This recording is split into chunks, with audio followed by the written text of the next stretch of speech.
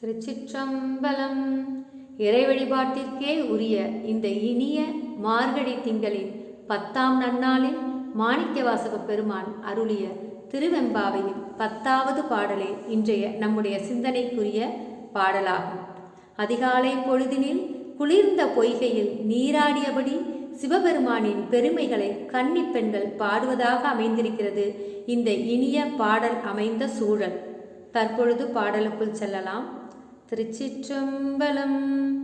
பாதாளம் ஏழினும் கீழ் சொற்கழிவு பாதமலர் போதார் புனை முடியும் எல்லா பொருள் முடிவே பேதை ஒரு பால் திருமேனி ஒன்றல்லன் வேத முதல் விண்ணோரும் மண்ணும் துதித்தாலும் ஓத உளவா ஒரு தோழன் தொண்டருளன் கோதில் குல தரந்தன் கோயிற்பினா பிள்ளைகால் ஏதவன் ஊரேதவன் பேர் ஆருற்றாரையலான் ஏதவனை பாடும் பரிசேலோரும் பாவாய்.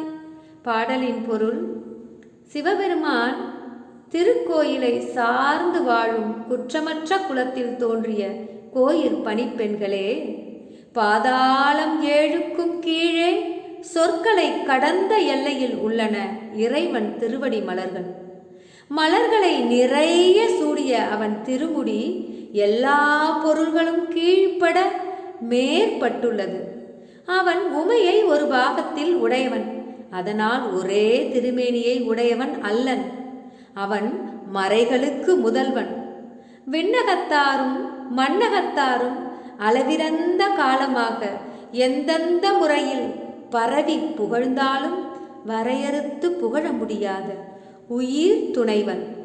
தொண்டர்கள் உள்ளத்தில் உறைபவன். அவன் ஊர் யாது? அவன் பேர் யாது? அவனுக்கு உறவினர் யார்? அயலார் யார்?